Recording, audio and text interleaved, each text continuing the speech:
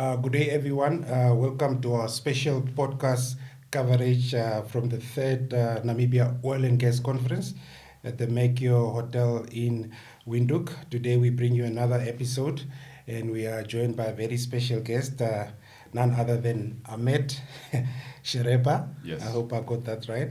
He's the chairman of GeoEnergy Group, whose company is making waves in geoscience and energy solutions across Africa. Yes. Ahmed, it's a pleasure to have you here with us. Thanks actually for Yeah, having me with so- you. I'm happy to be here in Namibia. Yeah, And I'm happy to be and to Yeah. attend this nice platform, yeah, the conference. thank you very much. Okay, I've already covered that. Maybe just as a precursor, just maybe to inform our viewers what Ahmed's to share your journey in the energy sector and what led you to become the chair of this prestigious company. Okay. Yeah, So a bit of background Yeah. on me. So I started my career back in 2004. mm. I started with the multinational big names. I'm not sure if I can say them here, Yeah. but Yeah, no, But it's anyways, fine. yeah, okay. So Yeah. I worked as a field engineer in the beginning, Mhm. as a field geoscientist, and somehow, somewhen, I've been pushed into the business across my career. Yeah, I moved through different positions. So I was doing operations, business development, marketing, sales. And then, I caught up in as the business director for Africa, with one also of the multinational organizations before I joined GeoEnergy team in last November as the chairman of the group. So that's a bit of intro about myself. yeah, During the course of my career, I also because my background was technical actually, and as I mentioned, somehow, somewhen I was pushed into the business. So I decided that I have also to have a kind of a business degree. So that's when I applied for the MBA, my master's in the international Where did business Ahmed do the administration. MBA? Sorry. Where did Ahmed do the MBA? Where it is a business school called Isleska. It's a French Okay. business school. Okay. However, the MBA was in English Yeah. because every time I Yeah. speak about this, okay, so you speak French also. Yeah. Unfortunately not. Okay. So that's good. So your footprint, Ahmed, is in the UK, Egypt, and United Emirates. Is that? Yes, Yeah. yes. Okay. GeoEnergy, the background of GeoEnergy started back in 2009. The main focus was Egypt. And then after doing some successful projects, we extended our business into our neighbors. Yeah. So we had some projects in Libya, Sudan, and then through the time we also extended into the Middle East, especially UAE, and that's when we decided to have an office in UAE. And then we've been very well established there, and then we said, okay, there is a need for what we are doing in Africa, and that's when we decided to start to look at our the needs and in our continent, Africa. So, Yeah. and we said that we are from Africa, and we have to also deliver the value into our African colleagues and friends. Yes. And I think we started our business actually in other countries in Africa since 2019. Oh. 2019. So now Okay. we are, we have a good footprint in Africa In as well. Africa, yeah. So you can say that we are very well established in MEA, so Middle East and Africa. Okay, that's good. You've mentioned initially that you were involved in geoscience. You did your MBA. You were much on the operational side of things. How have your early experiences shaped your leadership style? Oh, yeah, that's a good question. Yeah. I would say, because my start was in North Africa, and because of the complexity of this region or this area, I think this played a pivotal role in shaping my leadership or my experience, because as much challenges and problems you face, the more experience and growth. it shape you. I mean, and that's and also we have during the course of my career, I've seen a lot of changes. Let's say it like this. And Africa is very dynamic. In Africa, and also you have to be agile in order to be and flexible. Exactly, in order to be able to do business in Africa. So because we are not like the US or Canada or North America, for example. I mean, they have almost the same legislations. They have the same tax rules. They have everything. Here in Africa, every country, it has its own laws, it has its own tax regimes. Logistics in Africa is a challenge by itself. Sometimes, and I'm not sure if you would like this, but sometimes it's easy to mobilize equipment from one country in Africa to Europe in order to bring it back to a neighborhood country in Africa. So I hope that we can manage this in the future and we can fix it, and we have a kind of unity between the African countries. Then we can move freely between the countries and also move the equipment and share experience. But there is some improvements also, to be honest. But still there is a lot of things to be done to improve the relationships and the collaborations between the African countries. Absolutely. What was your experience from Tuesday up to today? I would love to share even my experience actually a bit before this, since I arrived to the airport here. Sorry, is this the first That's time? my first time. Okay. And fortunately or unfortunately. Yes. No, it's fortunate. It's fortunate. I'm happy to be here now because I know that oil and gas oil and gas specifically is new here in Namibia, and I'm happy to be here at that time. I see it the right time and the right place. And so my experience was very good actually since I arrived here to the airport.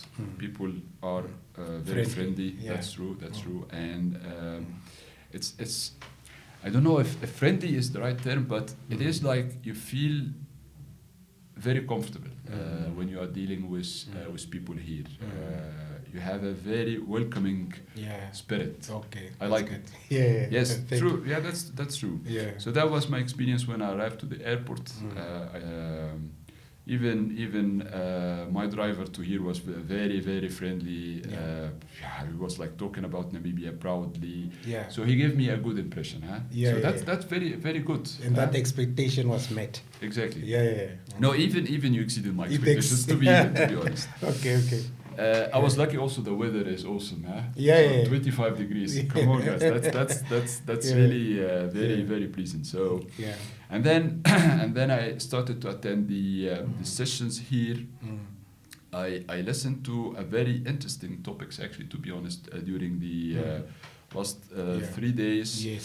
A lot of experts are here. I see the eager from the people to establish something here that is well organized from the beginning, which is good.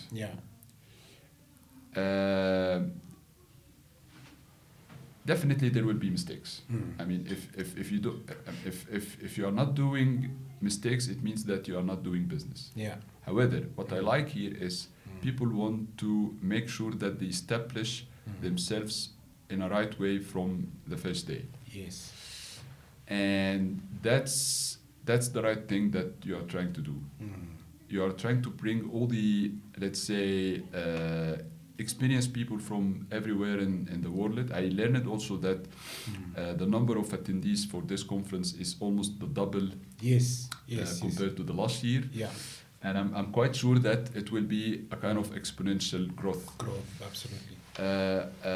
I've seen I mean, during these sessions, I've listened to a lot of interesting topics, as I was saying, and the main theme that I talk from the conferences is people are eager for understanding what is the best practice from all over the world. You are trying to avoid all the mistakes that your neighbors in Africa has fallen to, which is good, and you have to do it this way because you don't want to repeat the mistakes. You don't want to reinvent the wheel. That's very important. So capacity building is something really required, but also to set the expectations. And I liked the session that was given by Dr. Robert. Shereba, exactly. Because he was talking. It was. I really enjoyed this, and I even I added the gentleman on my LinkedIn, and I hope to stay in contact with him. He said something to the end that was funny, where he said he's an idiot, but half it. Yes. He was talking about a very complex topic in a very easy. In a way, true. But I mean, the most important thing that he referred to during his session is don't put high expectations on the number or on the employment factor or the number of jobs that the oil and gas may create. However, that's not the important thing for Namibia. However, the associated or the other industries that will be serving the oil and gas is something that will definitely be affected in a positive way from the oil and gas here. Plus, definitely the fiscal benefits and the taxes and all of these, which can be used definitely in other important projects for Namibia. But again, I mean, you have to do it right from the first day, and that's what I have seen during the sessions. Is everyone is talking about the capacity building and knowledge transfer and all of this, and that's what is really important to make sure that you are ahead of. No, thank you very much. For the listeners that may not know GeoEnergy, can you maybe briefly explain the core business and the focus areas of your company? Our core business is digital transformation. We always say to our clients, we are your geoscience and engineering arm. So whenever it comes to any geoscience or engineering study consultations, we are happy to support.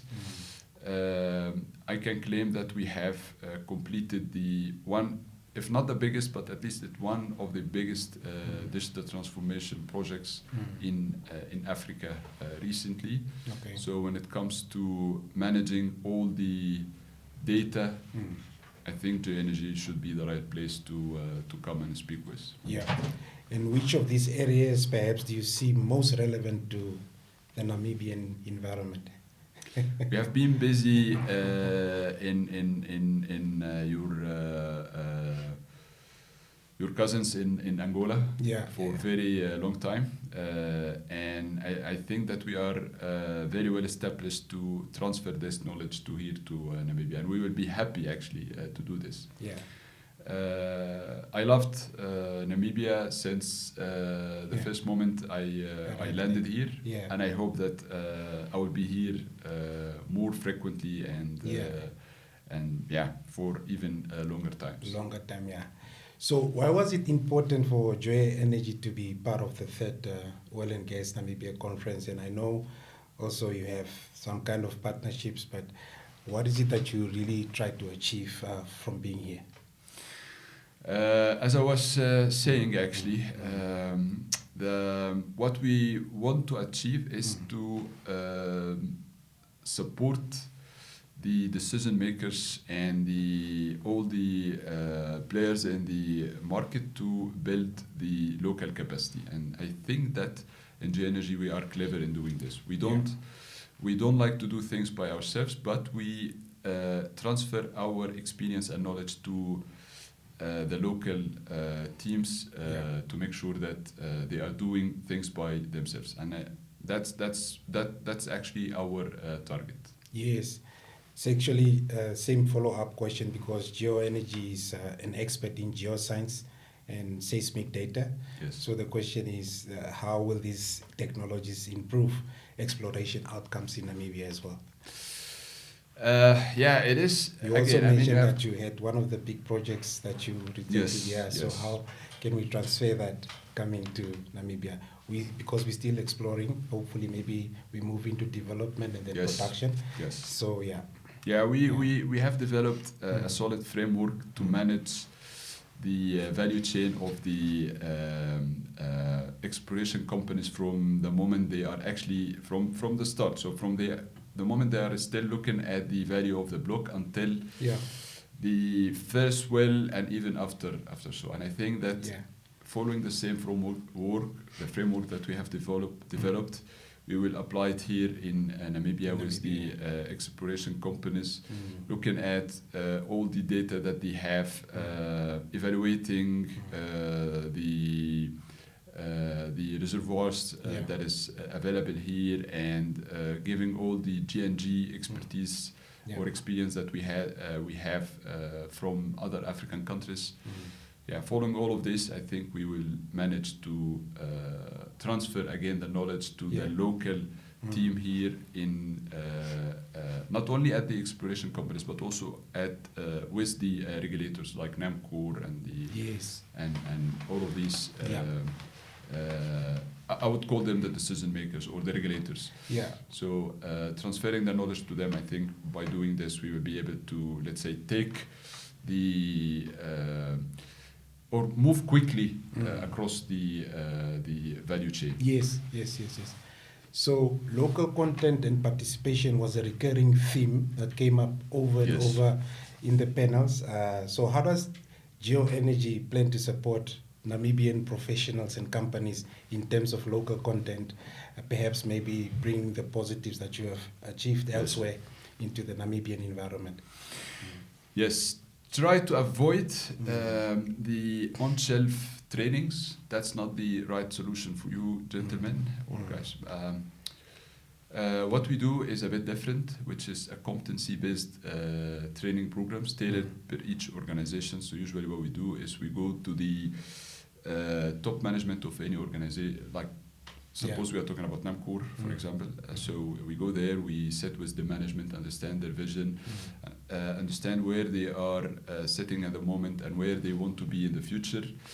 And then we do the gap analysis for the current teams and understand their hiring plans and so on. And then based on this, we do the assessments per individual, and we develop the individual development plan, the IDP, and then we make it it's a competency based program. So we make sure that you have the right competency to manage the right activities or the activities that you have based on your vision.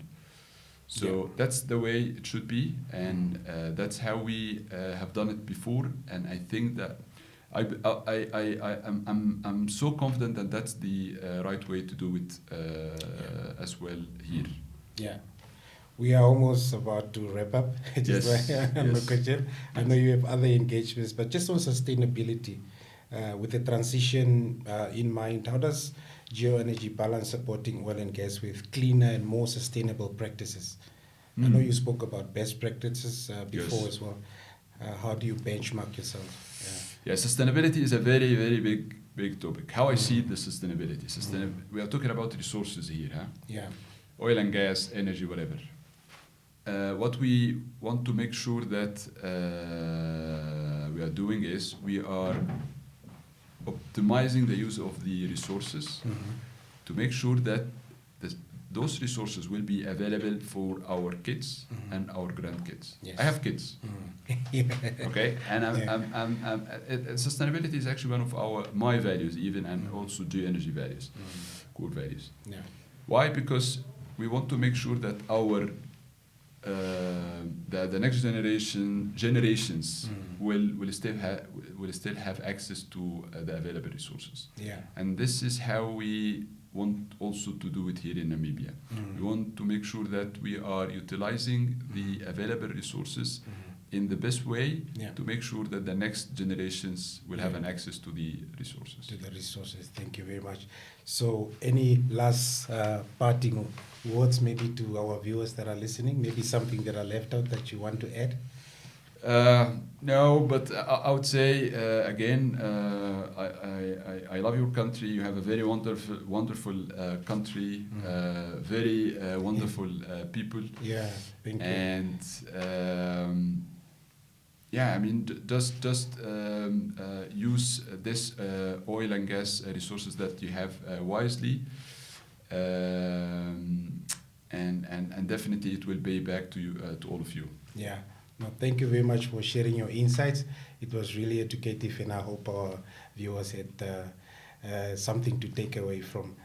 Thank you for joining us. We look forward to our next engagement with Ahmed. Hopefully, you will be hosting us Sure. at one of your offices. And thank you very much. Keep on subscribing to our podcast handles, and as we bring you more episodes from expert insights and perspectives.